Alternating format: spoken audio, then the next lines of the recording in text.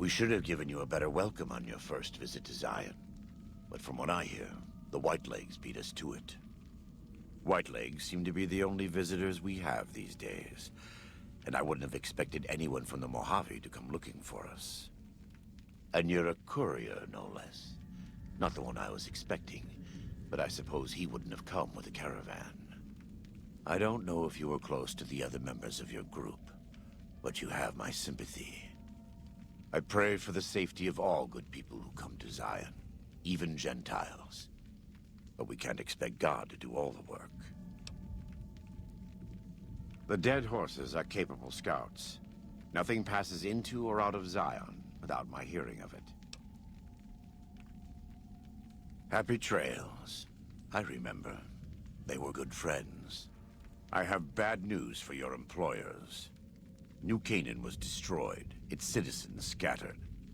All because of the Whitelegs. And Caesar, of course. The Whitelegs want to join the Legion. Caesar's rite of passage is the destruction of the New Canaanites, almost assuredly because of me. The good news is that we can help you find your way back. Daniel, one of the other New Canaanites, has made many maps of the region. The bad news is that we can't help you right now, not with everything that's going on.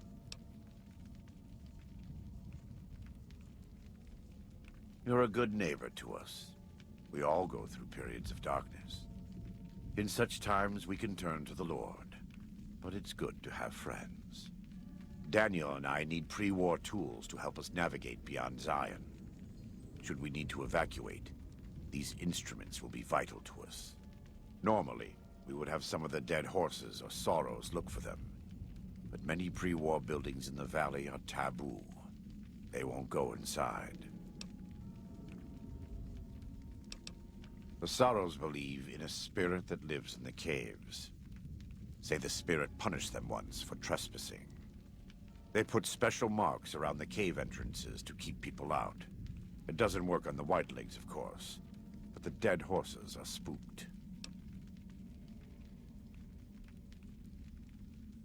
Thank you. Follows Chalk can help you find your way around the valley. He's inexperienced, but he knows enough of our language to ignore the taboos about pre-war buildings.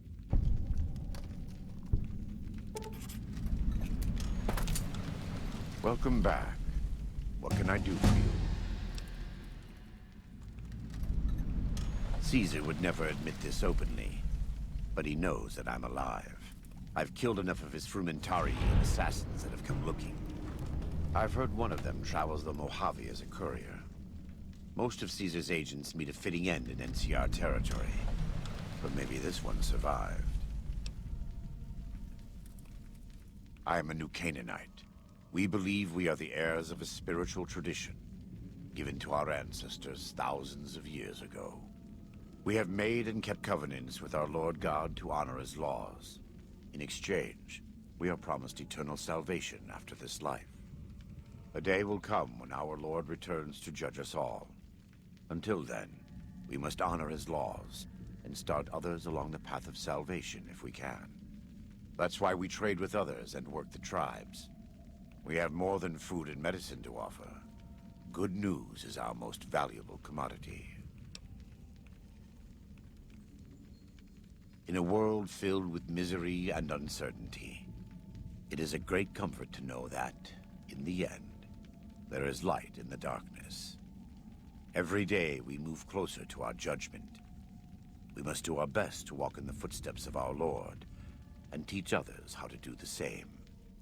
For many of us, the road is a difficult one, but the path is always there for us to follow, no matter how many times we may fall.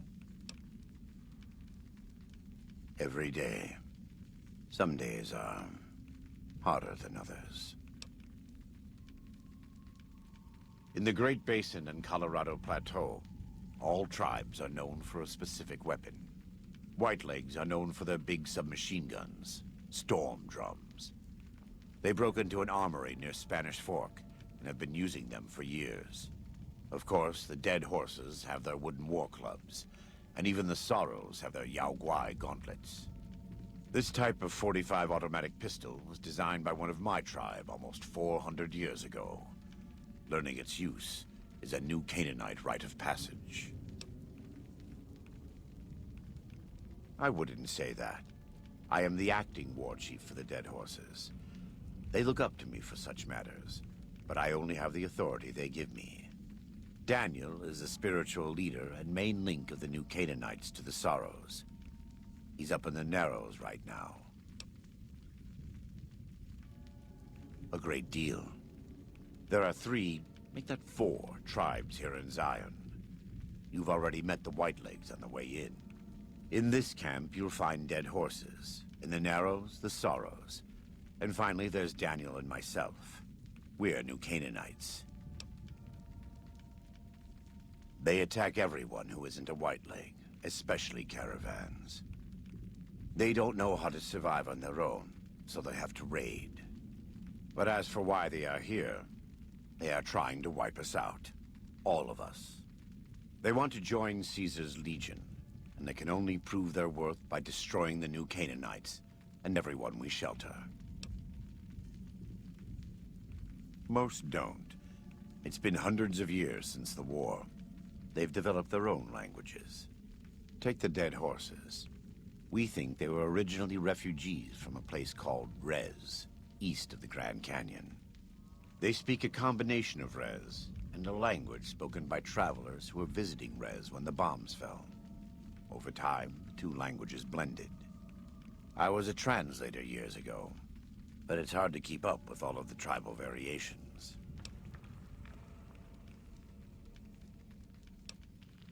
The valley belongs to God, but no. The Dead Horses live at Dead Horse Point, up the Colorado River. They came here because I asked them to. Before I returned to the fold, I visited them years earlier. I looked much different then, but I left an impression on them. I taught them how to hunt more efficiently, how to maintain their weapons and pre-war equipment. When I returned, they showed their appreciation. The Sorrows have many skilled hunters among them, but no warriors. They have not had to deal with war or raiders for decades. Even though they can hunt a full-grown Yaoguai, they don't know how to deal with the Whitelegs. That's why we're here. We wear more clothing than them and understand more about technology. But we're still a tribe, a linked family of families. The Boneyard, Phoenix, New Vegas, they're just places, metal and stone. New Canaan dies, but the tribe lives on. When the walls come tumbling down, when you lose everything you have, you always have family. And your family always has tribe.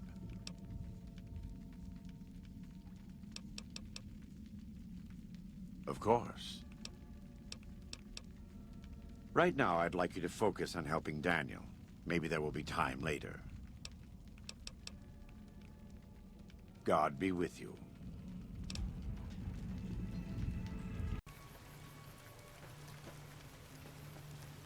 Welcome back. What can I do for you? I thought he might. It's been some time since I've visited civilized places. I don't have fond memories of them. But I have always seen these places from the outside. I'd rather not influence him more than I already do. Why don't you talk to him? Follows Chalk needs more guidance in his life, just not from me.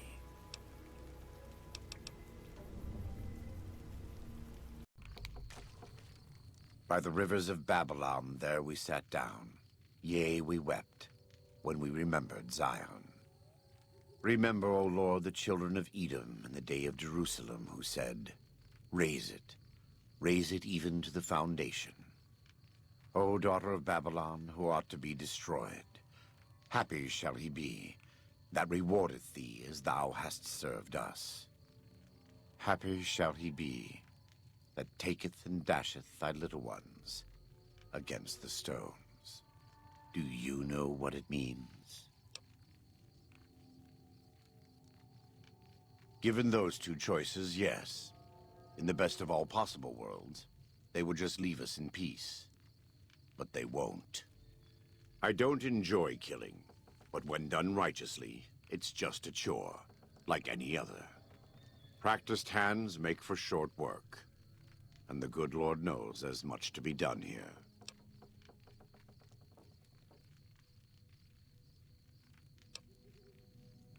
Daniel and I don't agree on everything, but in our hearts, we both want what's best for the Sorrows and Dead Horses. You've seen what the Whitelegs do, and I think you know what has to be done. If Daniel hears it from someone other than me, well, Zion may not be lost to us after all. Thank you. It will be for the best. Welcome back. What can I do for you? He's a butcher. Believe me, I know the godless fire that burns in his heart. I've been burned by it myself. He's not the kind to let his subordinates do all the killing. No, he likes to have a hand in it, with that spear of his. He's fashioned himself an abomination before the eyes of the Lord. I'm happy to serve as an instrument of divine justice. It's not something I enjoy, but I pray to God that someone may learn from my mistakes. What would you like to know?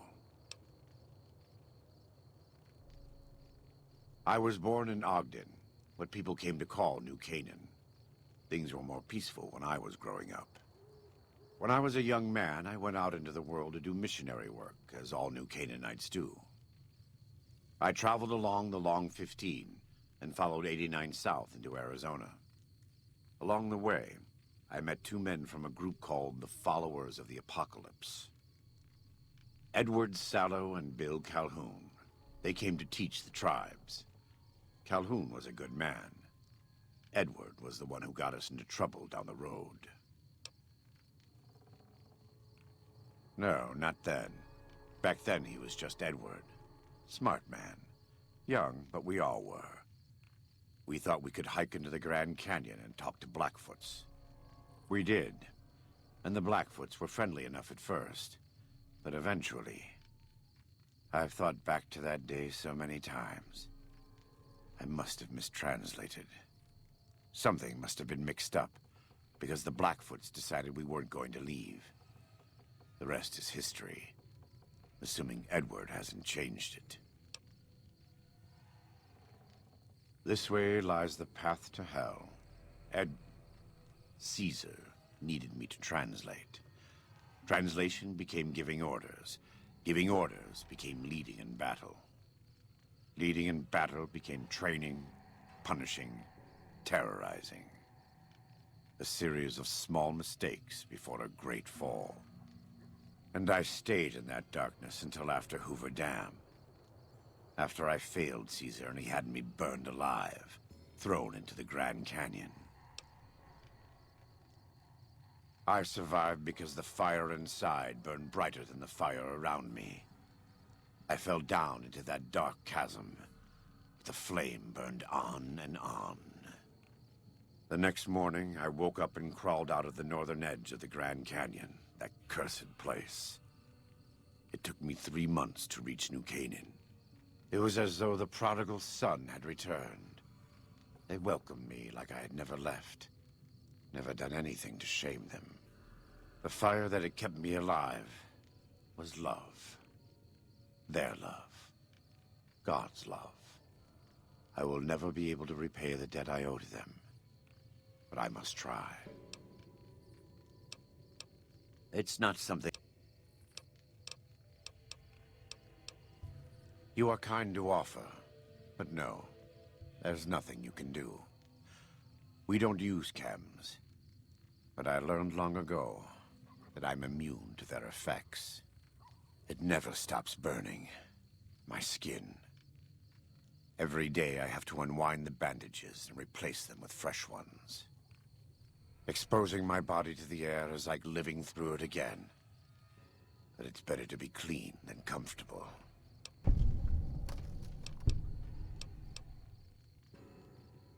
I try not to involve myself with matters of the Mojave anymore.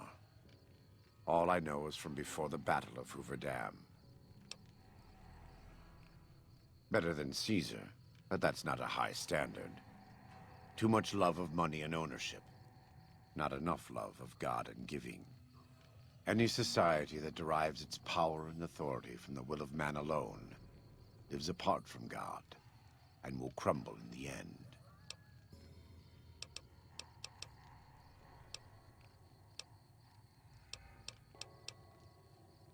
God be with you.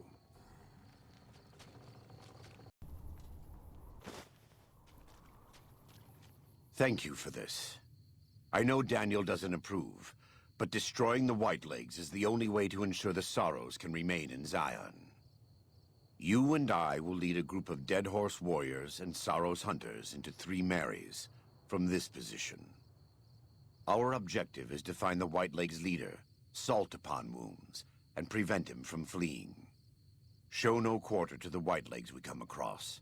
Make no mistake about why we are here. This is an extermination.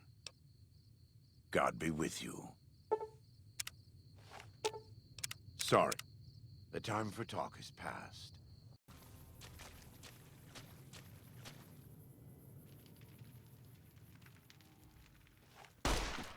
We warned you at Syracuse, and you persisted.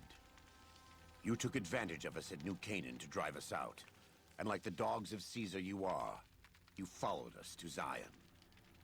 And now you stand on holy ground, a temple to God's glory on earth.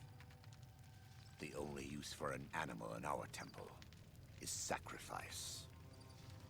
Kale wachane conserva o. You understand me, don't you? Don't you? Outman. Kunaman mad. He kill all Whitelegs. You talk. You stop! Him hear you. You talk. Don't listen to this thing. His cries are those of a mad beast caught in a thicket. He gave no mercy to my family, and I will give none to his. He has a debt to pay for what he's done, and I've come to collect. And so he's chosen to cower in the water like a dumb animal. I want to take from them what they took from me, from my family. In this life. I want them to suffer. I want all of them to die in fear and pain. I want to have my revenge. Against him. Against Caesar. I want to call it my own. To make my anger God's anger. To justify the things I've done. Sometimes I tell myself that these wildfires never stop burning. But I'm the one who starts them. Not God. Not them. I can always see it in my mind. The warmth and the heat. It will always be a part of me. But not today. Go. Get out of here. Go back. Back to the Great Salt Lake.